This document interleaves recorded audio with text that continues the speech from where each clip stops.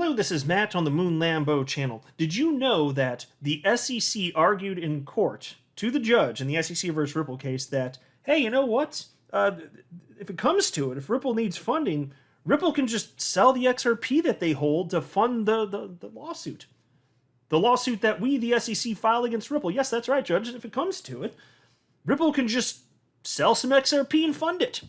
Now think about that for just like half a second, right? Because that's all it takes, probably less than half a second, to put the pieces together as to how absurd it is that the SEC would make such a point. Because they're arguing that Ripple has been selling XRP as an unregistered security, which is illegal. And then goes on to tell the court, hey, come on, whatever, it's just money, right? If Ripple needs some funds, just go ahead and sell the XRP, right? It's absolute insanity, but this is a real thing that happened. And I want to share with you the latest thoughts from Attorney John Deaton from just the other day. And he actually wrote the following. Before getting into the facts, he wrote this tweet regarding the facts, which was a separate that he wrote. FYI, I wrote this thread while taking a train to New York City off the top of my head. Imagine what the Ripple lawyers can do with several months of preparation. The point is, you don't have to be super smart or even a lawyer to add it all up. That's correct. That's a powerful tweet, and it's correct. And also, you'll see as we go through this, the degree to which Attorney John Deaton has a complete mastery on the facts and circumstances surrounding this case. Like, if your interest is in the truth, and you know what the hell logic is and how to apply it, like, you can't tear down these arguments. John Deaton it's just like these are nails in the coffin. This case is donezo as far as I'm concerned. Now, I say that, of course, I understand there can be a miscarriage of justice, this or that, or what if some sort of bombshell thing that's really negative comes out and we didn't know it? I don't even know what the hell that would be. But there's a reason that I think more likely than not there will be a settlement, and if not settlement, fine, full adjudication. And I anticipate, if I had to guess, I'd anticipate that Ripple would be more likely to win than lose. But look, before going further, I do want to be clear. I do not have a legal or financial background of any kind. I am not offering legal or financial advice, and you definitely should not buy or sell anything because of anything I say or write. I'm just an enthusiast who enjoys making YouTube videos about crypto-related topics, but just as a hobby and just for fun. All right, in we go from Attorney John Deaton. A thread about a few facts and dates providing the lawsuit versus Ripple and XRP was a weapon. Number 1, in 2013. Chris Larson gives a presentation to regulators including the SEC, Federal Reserve, FinCEN, etc., discussing his plan to utilize the XRP ledger and how he intends to distribute XRP. And number 2, 2 years after that meeting, in 2015, FinCEN and Department of Justice enter into a settlement with Ripple declaring XRP was a convertible virtual currency and force Ripple to register XRP sales with FinCEN, not the SEC. And the SEC is made aware of the deal and its terms pursuant to info sharing. So, folks, they knew all about this stuff, which makes it very damning. Number 3, on June 13th, 2018, SEC enforcement lawyers write a legal memo analyzing XRP under Howey, and these enforcement lawyers do not conclude XRP is a security, and it's so not recommend an enforcement action or a cease and desist letter against Ripple. Yeah, exactly. It's so funny. Not only did they not, even back then in 2018 when the SEC came up with that memo, where they did an analysis of XRP, but did not conclude that XRP was a security. So not only did they not write a cease and desist letter to Ripple then, even when the lawsuit was finally filed at the end of 2020, they didn't write a cease and desist letter to Ripple then or demand that the sales of XRP cease at that point. In fact, they later said, hey, this is a thing that you could do. You'll see I'm getting a little ahead of myself, but I just wanted to mention that point because this is so absurd. There's so much asshattery going on here. John continues. Point number 4. On June 14th, 2018, Hinman gives his speech on decentralized networks and says present-day sales of ETH are not securities, thus suggesting any network that is as decentralized or more decentralized than Ether, the SEC will not consider the token a security. Now, number 5. In August 2018, David Schwartz and Brad Garlinghouse meet with Bill Hinman and Jay Clayton seeking regulatory clarity regarding XRP, and Garlinghouse complained that Ripple was living in purgatory over a lack of clarity. Neither Clayton nor Hinman respond or inform him that XRP is a security. And by the way, think about this. I can't remember the exact timestamp for this, so you have to forgive me for that. But there was a point where it finally, I don't know if it was, maybe it might have been just within the month or two prior to the lawsuit. I can't recall exactly. And actually thinking through it further, I believe what I'm thinking of is Bill Hinman saying what he told. It may have been Brad Garlinghouse. Again, I admit I'm pulling from memory here, but I think it was when he was deposed last year. So he was speaking under oath, and I believe, if I'm not mistaken, that he said something to the effect of, "No, I told them at that point that what they need to do to begin to fall in line with SEC securities laws is to stop selling XRP." Right. So think about that. He claimed, and if my memory serves, it was either that or he made that claim. I'm thinking of like the direct claim being made, and it could have been in an article or something towards the end of 2020. I believe it's one or the other. But think about that. Where was that mindset in 2018? Just coincidence are just happy for them that it turns out that that comment from Bill Hinman didn't reach the ears of Brad Garlinghouse or anyone else at Ripple until right before the lawsuit dropped. How convenient for them, right? How convenient. Attorney Deaton continues now. Point number six. In September 2018, Garlinghouse meets with SEC Commissioner Elad Roisman over the lack of clarity, and Elad says, "I apologize you're even here," or words to that effect, and Garlinghouse leaves the meeting feeling more positive about the SEC's view over XRP's regulatory status. Number 7. In January 2019, Coinbase, with its very experienced, sophisticated securities lawyers, meet with Hinman and the SEC and inform the SEC that Coinbase has run XRP through its security framework and concluded today's XRP is not a security and plan to list XRP immediately. Now, this XRP meeting with the SEC was very important to Coinbase because it intended to file an IPO and go public, and obviously couldn't do so while selling an unregistered security. So think about that. They went through their due diligence, they told the SEC what they were doing, and we know that Coinbase, of course, did get their IPO, and the SEC knew what was happening, as John Deaton points out. So check this out. Point number 8. Hinman and the SEC did not dispute Coinbase's conclusion that today's XRP is not a security, and Coinbase listed XRP in February 2019 and was allowed to go public with its IPO while listing XRP. And then there's a tweet here that's unavailable, which presumably John deleted. I don't know if there was a mistake or a typo of some kind or something, but the rest of the thread still flows, and he wrote, "That's right. Ripple gave the SEC written notice that Ripple was planning to distribute the same token, XRP, that the SEC enforcement lawyers analyzed 1 year prior to the MoneyGram deal. The SEC did nothing, just like they did nothing to counter Coinbase's listing of XRP." So what he's talking about there, obviously, is the deal between the business arrangement that Ripple had with MoneyGram before the SEC completely obliterated it, and then the MoneyGram ended up partnering with Stellar, which is a whole different thing I should probably talk about sooner than later, because I have some more thoughts on it. There wasn't new breaking news on it, but I have some thoughts because the community's been talking about it. But setting that aside for now, even regarding MoneyGram, the SEC needed to approve that deal. And they knew that would mean that XRP would be dispersed, just like they knew if Coinbase got the IPO that they'd be selling XRP. They knew all this stuff.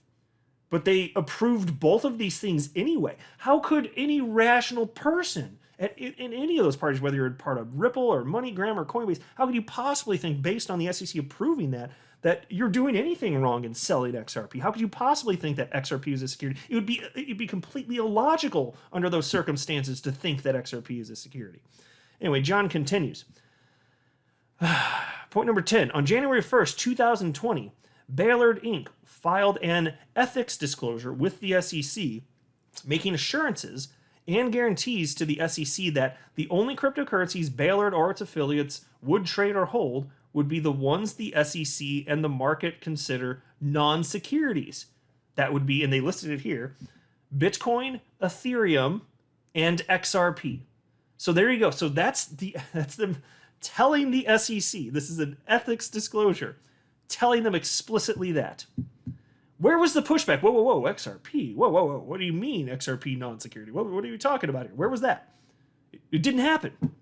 There was no pushback against this. And so then there's point number 11 here. The first time the SEC informed Ripple it believed XRP was a security was a few months before filing the lawsuit in December 2020. After multiple meetings in years prior, including 2 months after the XRP memo was written. Number 12. On December 17th, 2020, Joseph Grunfest wrote to Clayton, Hester Peirce, and Allison Lee. Allison Lee and Hester Peirce, of course, both being SEC commissioners. And the other commissioners and all senior SEC officials pleading with them to not bring a suit alleging XRP as a security because innocent holders would be financially devastated and harmed. Grunfest, who served as a liaison between the SEC and Joe Lubin, Vitalik Buterin, and Stephen, let me make sure I get the name right, Stephen Narayoff, there we go, made clear that there was no material distinction between ETH and XRP. And by suing XRP, it called into question the SEC's true motive behind filing the lawsuit. Yes, just pause. Do you remember that? I covered that in detail back in the day. Joseph Grunfest warning, hey, it doesn't make sense. If XRP is a security, then ETH must be a security.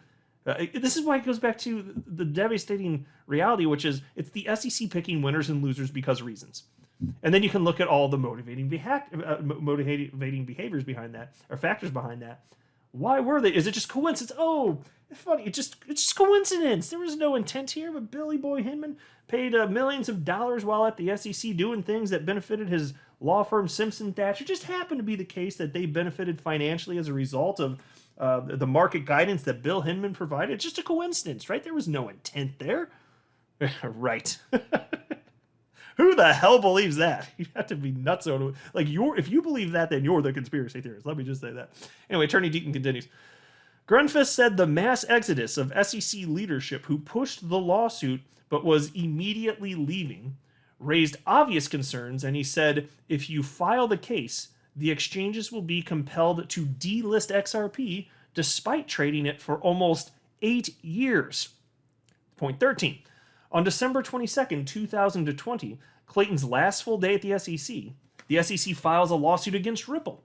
And even though there isn't one single count of fraud, the SEC takes the unusual step of suing the individual executives. But the SEC doesn't limit its allegations to only include sales offered by Ripple or its executives. The SEC claims every sale of XRP from 2013 until today made by anyone, including exchanges and retail holders, are all sales of unregistered securities. So think about that.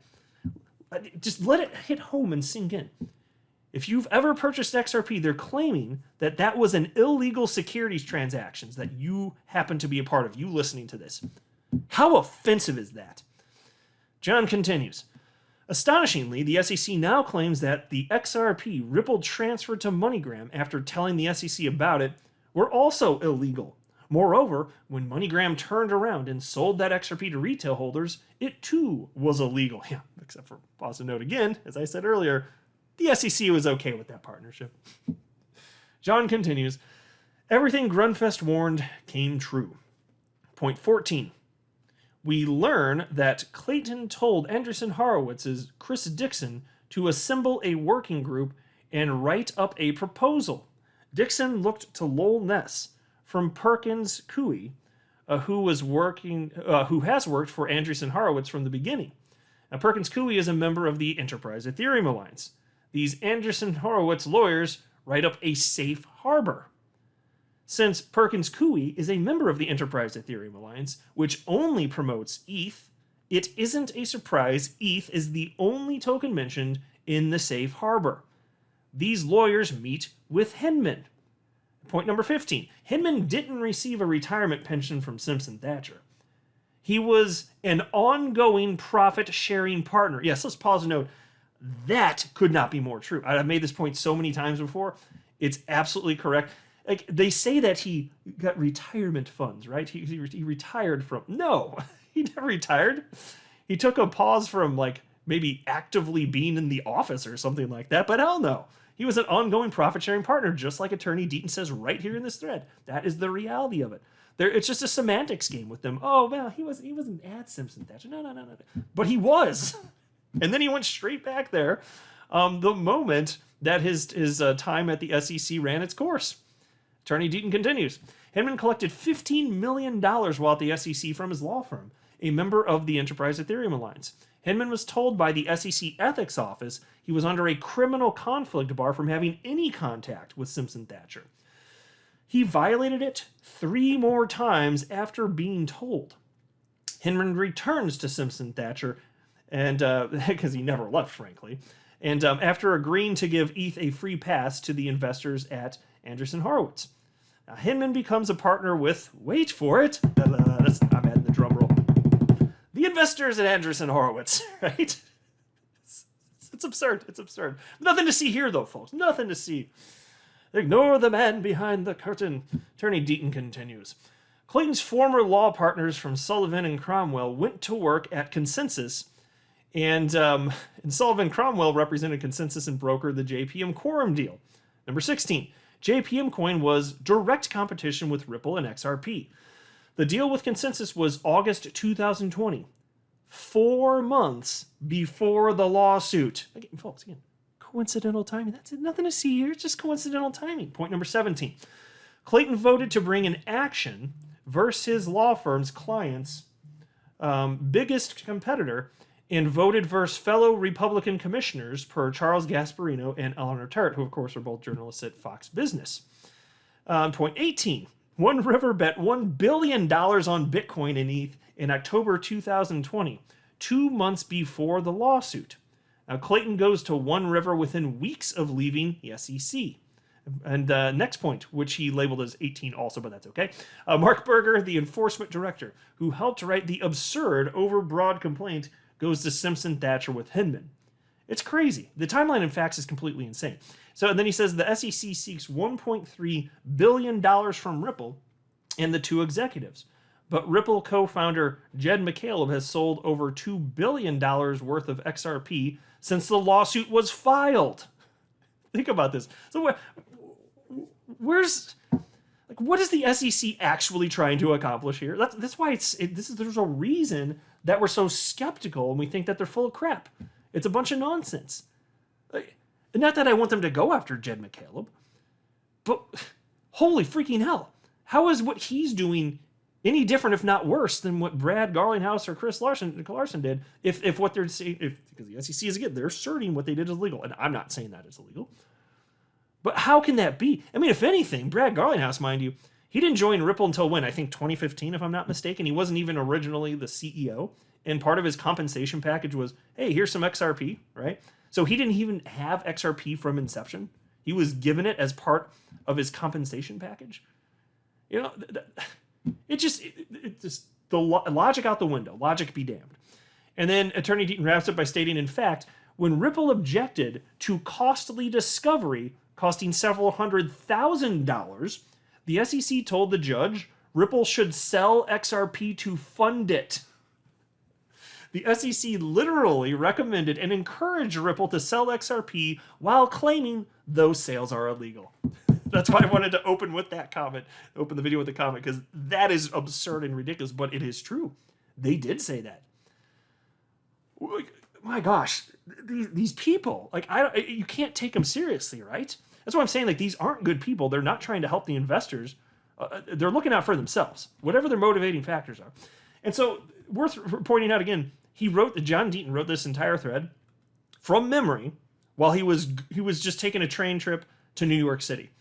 So, and mind you, of course, he's been heavily involved with this and tracking to this and that, but that's off the top of his head. That's why he was saying in that other tweet, imagine what Ripple's legal team will do when they map out everything and they've got all the evidence and it's laid out in court. It's not going to be a good day for the SEC.